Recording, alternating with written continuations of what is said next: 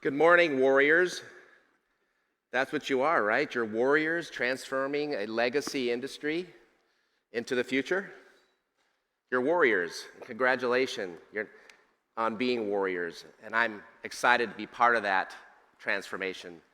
I've been doing corporate site selection now for 37 years. A lot of people are asking me, Bob, when are you going to retire? You've done enough. Never. I'm going to have too much fun trying to help this industry, not fun, but necessarily help it do the right things in the right places.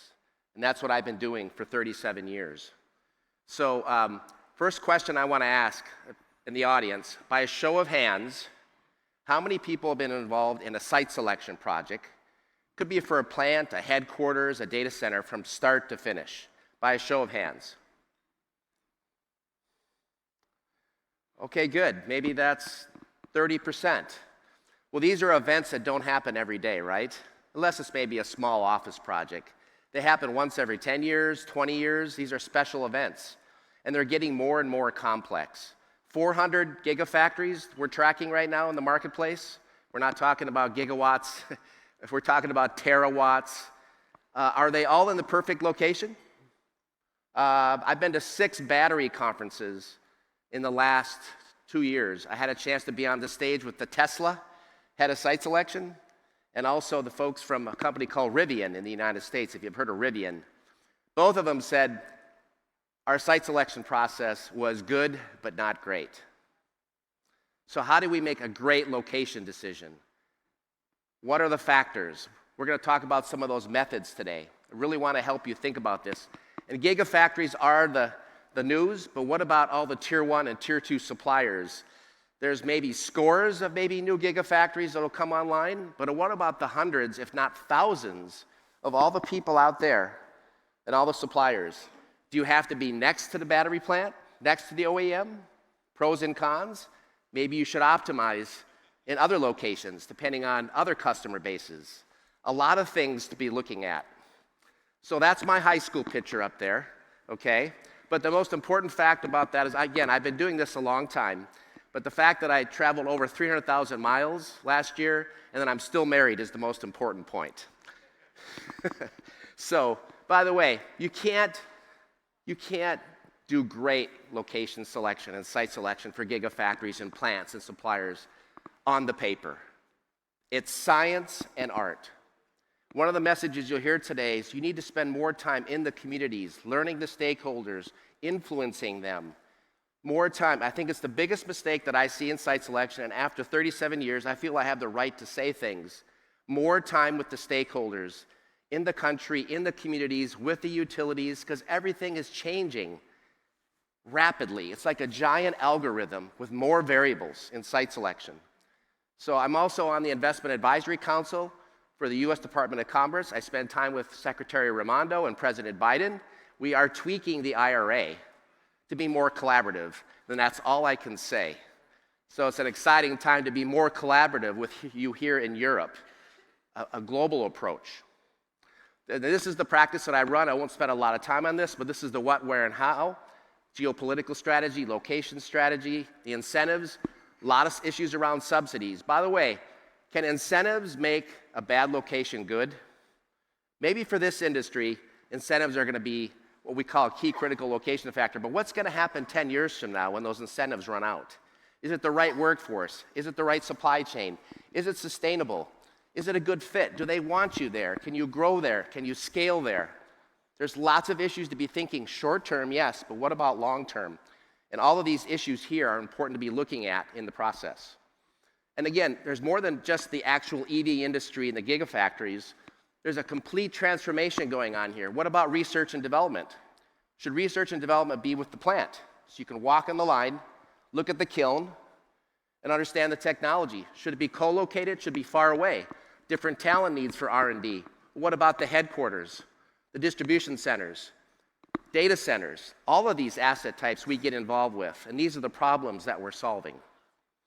So you know these issues, these drivers here. I said it's going to weed out the weak, bolster the strong, and critique the meek. There will be fantastic failures in the years to come in this industry. I'm not going to mention names, but not everybody's going to survive. In a new industry, there's always going to be changes. And this site selection process, we believe, not self-promotional, this is a structural cost situation, putting yourself in the right place. By the way, awesome plant, awesome technology, great green energy, optimized supply chain, no labor. By the way, labor is the #1 factor in the boardroom right now. Energy is coming up very quickly in terms of an additional factor, but there's lots of optimization going on there. And by the way, there's a little bit of good news about gigafactories, if you believe these lines. Some saying, hey, that's not a level playing field. I heard yesterday the people on the stage. Well, maybe it's a better situation now that the playing field with North America and Europe is now more equal. And can we collaborate? And then let's call it co-opetition, right? Competition and cooperation. And co-opetition with North America and Europe, obviously relative to the Asia situation. That's another way to look at this. I mean, and there's, I think, plenty of positive things to look here versus the negative side of collaboration and actually having shipments going back and forth, technology, talent. This is the way we look at it. And most of the site selection search areas that we're looking at right now are Morocco versus Spain versus the Czech Republic and Poland, the Nordics, throw in Canada, and maybe parts of the US. That's where we start these days for these gigafactories. So it's a global playing field, so there's global co-opetition. This is very important. And then, of course, obviously the government incentives are the catalyst, but again, think about the long-term cost situation. One more thing, these gigafactories, they're huge. Imagine if you're a mayor in a community or somebody who works for the utility. Look at the size of these projects. First of all, how many 200-hectare sites have 300 megawatts of power ready to go right now? How many sites do you think are in the world that you can put a gigafactory in and plug in and go? What's happening on these projects, these large projects, they're being pushed out to more rural areas and communities that are not educated on what this is. So one of my themes today, if I watch the timing here, is education. We have to spend more time with the stakeholders in the communities to make sure the fit's there and make it a stronger site selection and demystify gigafactories and the whole EV industry. Energy, I mean, all these factors, they're enormous. They're very, very difficult to optimize. And by the way, there's going to be a next wave. By the way, small is beautiful. There used to be a time when a $300 million project with 200 employees was a good project. Now these gigafactories, they're massive. But there's going to be a next wave. And by the way, should this next wave be next to the OEM and next to the battery plant? The customer wants that. Or are you going to optimize for e-bikes and the military and other segments? Batteries are everywhere, right? So think about that optimization that has to go on. This is the Jeopardy board. These are all the factors. I won't spend a lot of time, but how do you weight these? What's most important? What's quantitative? What's qualitative? The boardroom is struggling with this. Why? Because it's changing. I mean, it's not like these factors have always been in site selection, but they're changing every day. They're volatile. And the worst word in a boardroom decision these days is uncertainty. Uncertainty is not a good thing when it comes to site selection. They're struggling with the decisions. How do you optimize all of these factors? One of the decisions that one thing I'd like to see in the industry is more inference, more simulation, more what if, running simulations on all these different factors. By the way, remember this funnel. Site selection is a process of elimination, not inclusion. Where should the funnel start? Smaller, but then you have to defend later on. Well, why didn't you look here or there? Site selection is a process of elimination where you move down the funnel. Some people call it the funnel of doom. How do you get to be the one that pops out at the bottom? There's a lot of optimization, we need more inference, more simulation. And then, of course, it's 3 factors: quality, cost, and risk, right? And then throw in volatility on top of this. This is the algorithm of site selection right here. And it changes for every industry, every company. And by the way, there's a 4th factor: biases. The supply chain person and the HR person and the board who runs a division wants it at his old plant. Lots of biases. So how do you work through this? And it's all volatile and changing. One comment on incentives. I mentioned that before. It's incredible what's going on with these catalysts, the IRA and your new program here in Europe.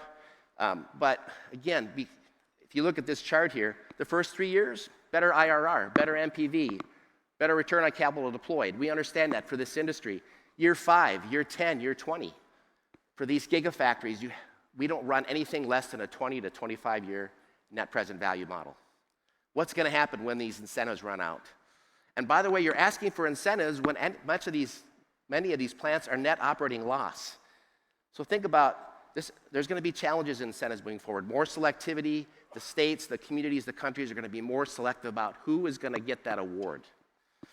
Lots of things you can do to optimize. 11 to 13 months is the average time frame to do a gigafactory project. Rivian freely admitted 2 weeks ago in Los Angeles at a benchmark metals conference that they screwed up. They should have taken another 12 to 18 months to do the site selection for their gigafactory. They said they rushed it. They're making it work. You've read it in the newspapers. You don't want Stop the Gigafactory to be the first sign when you come into the town and tour the site, right? You've got to think through all of these stakeholders and all these phases and where the touch points are, and there's things that you can optimize. You can read this later on. Get off the paper, go into the field. This is really important. By the way, this is hard work. Science and art. Recently, we were involved in a project where the mayor and the townspeople desired to have more education. But do we have time? There's a window of opportunity to get to the market with these batteries. We understand supply chain and customers and profitability and getting these assets in place. But again, what do they know at the local community level? The utilities, they can't even get a transformer for 24 months these days for 30 megawatts. There's challenges up and down the chain. You have to work with stakeholders more closely in the site selection process. And then lastly, for increased transparency, really, really important. Spend more time in the community, and let's collaborate more. And think about the what's in it for me. I think the site selection project will be better, there'll be a better fit, and there'll be a better experience. So I wanted to warm up the panel today to talk about actual experiences. Thank you for your time. And please come to our booth and say hello. And thank you for the opportunity to talk about this, my profession. I've been doing this for 37 years. I love what I do. And let's find that diamond in the rough out there. Thank you.